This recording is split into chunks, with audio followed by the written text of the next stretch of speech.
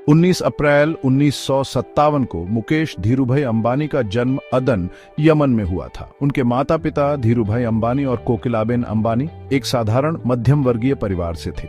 धीरूभाई एक महत्वाकांक्षी उद्यमी थे जो बेहतर अवसरों की तलाश में यमन चले गए थे। मुकेश 4 भाई बहनों में सबसे बड़े थे। उनके 2 भाई अनिल और राजीव और एक बहन मीना।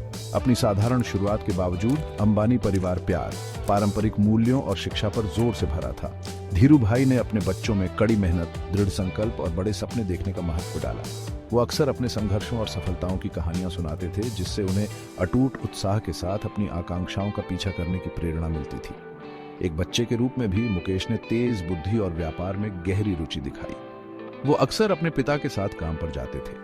लोगों के साथ उनकी बातचीत उनके व्यावसायिक कौशल और विकास के प्रति उनके अथक प्रयास को देखते थे। ये शुरुआती अनुभव मुकेश के विश्वदृष्टि को आकार देंगे और उनके भीतर उद्यमिता के लिए एक जुनून जगाएंगे। अदन जैसे बहुसांस्कृतिक वातावरण में पले बढ़े होने का युवा मुकेश पर गहरा प्रभाव पड़ा। उन्होंने विविधता की सराहना करना, नए परिवेश के अनुकूल होना और वैश्विक दृष्टिकोण के महत्व को समझना सीखा। ये गुण अमूल्य साबित होंगे क्योंकि बाद में उन्होंने अंतरराष्ट्रीय व्यापार जगत की जटिलताओं को नेविगेट किया। 1970 के दशक की शुरुआत में अंबानी परिवार भारत लौट आया और मुंबई में बस गया। इस कदम ने मुकेश के जीवन में एक महत्वपूर्ण मोड़ दिया।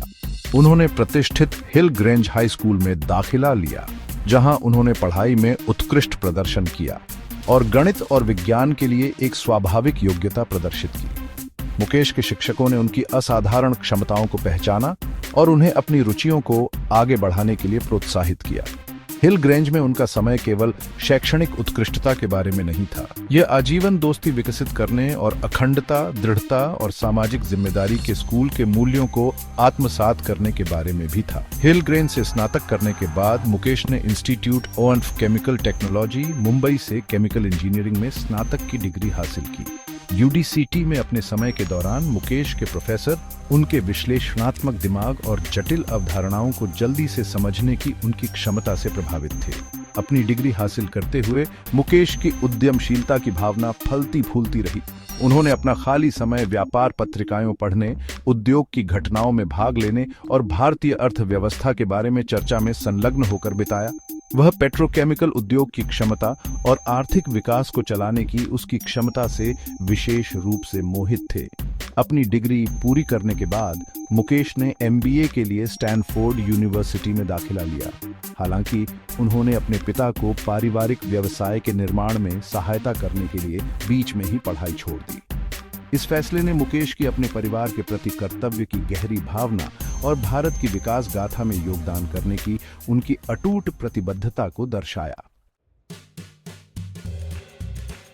मुकेश अंबानी 1981 में रिलायंस इंडस्ट्रीज में उस समय शामिल हुए थे जब कंपनी अपने शुरुआती दौर में थी। धीरूभाई अंबानी अपने दूरदर्शी नेतृत्व के साथ एक विश्व स्तरीय समूह बनाने के लिए दृढ़ थे जो भारत को वैश्विक मानचित्र पर लाएगा।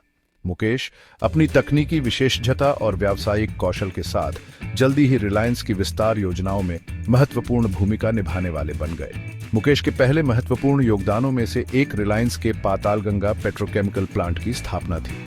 यह परियोजना उनकी सूक्ष्म योजना, बड़े पैमाने पर परियोजनाओं के प्रबंधन की उनकी क्षमता और विस्तार पर उनकी नजर का प्रमाण थी। पातालगंगा संयंत्र रिलायंस के लिए सबसे सफल परियोजनाओं में से एक बन गया और मुकेश को उद्योग में एक ताकत के रूप में स्थापित किया। पिछड़े एकीकरण के महत्व को पहचानते हुए मुकेश ने पॉलिएस्टर फिलामेंट यार्न निर्माण में रिलायंस के प्रवेश का नेतृत्व किया। इस रणनीतिक कदम ने न केवल रिलायंस के कपड़ा व्यवसाय के लिए कच्चे माल की एक स्थिर आपूर्ति सुनिश्चित की, बल्कि आयात पर कंपनी की निर्भरता को भी कम किया। तेल शोधन में रिलायंस के विस्तार में भी मुकेश ने महत्वपूर्ण भूमिका निभाई। उन्होंने जामनगर, गुजरात में दुनिया की सबसे बड़ी ग्रासरूट रिफाइनरी के निर्माण का नेतृत्व किया। इस परियोजना ने मुकेश की बड़ा सोचने की क्षमता और जो संभव माना जाता था उसकी सीमाओं को आगे बढ़ाने की उनकी अटूट प्रतिबद्धता का प्रदर्शन किया। मुकेश के मार्गदर्शन में रिलायंस ने दूर संचार, खुदरा और बुनियादी ढांचे जैसे नए क्षेत्रों में प्रवेश करते हुए अपने पोर्टफोलियो में और विविधता लाई। उभरते रुझानों की पहचान करने और अवसरों को भुनाने की उनकी क्षमता रिलायंस के भारत की सबसे मूल्यवान कंपनियों में से एक बनने की यात्रा में महत्वपूर्ण साबित होगी। वर्ष 2002 ने रिलायंस इंडस्ट्रीज और मुकेश अंबानी के जीवन में एक महत्वपूर्ण मोड़ दिया। अपने पिता धीरूभाई अंबानी के निधन के बाद मुकेश और उनके भाई अनिल ने कंपनी के भीतर नेतृत्व की भूमिकाएं ग्रहण की। हालांकि दृष्टि और प्रबंधन शैलियों में अंतर के कारण एक बहुत ही सार्वजनिक झगड़ा हुआ, जिसका समापन 2005 में रिलायंस साम्राज्य के विभाजन में हुआ। विभाजन के बाद मुकेश ने पेट्रोकेमिकल, तेल शोधन और अन्वेषण सहित प्रमुख व्यवसायों का नियंत्रण बरकरार रखा। हालांकि यह अवधि तीव्र जांच और अटकलों से चिह्नित थी। मुकेश रिलायंस के लिए अपने दृष्टिकोण पर केंद्रित रहे। उन्होंने कंपनी को चुनौतीपूर्ण समय में आगे बढ़ाया, अपने मुख्य व्यवसायों को मजबूत किया और भविष्य के विकास के लिए आधार तैयार किया। विभाजन ने मुकेश को अधिक स्वायत्तता के साथ अपनी उद्यमशीलता की महत्वाकांक्षाओं को आगे बढ़ाने की अनुमति दी। उन्होंने खुदरा और दूरसंचार जैसे नए क्षेत्रों में रिलायंस के प्रवेश का नेतृत्व किया, ऐसे क्षेत्र जिनके बारे में उनका मानना था कि उनमें विकास और नवाचार की अपार संभावनाएं हैं। इस अवधि ने मुकेश के नेतृत्व धैर्य का परीक्षण किया। उन्होंने जटिल परिस्थितियों को नेविगेट करने, कठिन निर्णय लेने और अपनी टीम को महत्वाकांक्षी लक्ष्यों को प्राप्त करने के लिए प्रेरित करने की अपनी क्षमता का प्रदर्शन किया। इस अवधि के दौरान उन्हें जिन चुनौतियों का सामना करना पड़ा, उन्होंने उनके संकल्प को और मजबूत किया और भारत के सबसे सम्मानित व्यापारिक नेताओं में से एक के रूप में अपनी स्थिति को मजबूत किया। 2016 में मुकेश अंबानी ने एक बार फिर भारतीय बाजार में टहलका मचा दिया, इस बार रिलायंस जियो इन्फोकॉम लिमिटेड के लॉन्च के साथ। जियो ने सस्ती चौथी पीढ़ी की डेटा सेवाओं के अपने वादे के साथ भारतीय दूरसंचार परिदृश्य में क्रांति ला दी। जियो के आने से पहले भारत में मोबाइल इंटरनेट एक विलासिता थी जिसे बहुत कम लोग ही वहन कर सकते थे। जियो ने अपनी डिसरप्टिव प्राइसिंग और राष्ट्रव्यापी चौथी पीढ़ी के नेटवर्क के साथ जनता के लिए डेटा को सुलभ बनाया, डिजिटल डिवाइड को पाट दिया और भारत को दुनिया के सबसे बड़े डेटा बाजारों में बदल दिया। जियो के लिए मुकेश का विजन सिर्फ कनेक्टिविटी प्रदान करने से कहीं आगे तक फैला हुआ था। उन्होंने एक ऐसे डिजिटल इकोसिस्टम की कल्पना की जहां भारतीय ऑनलाइन जानकारी, मनोरंजन और आवश्यक सेवाओं तक पहुंच सकें।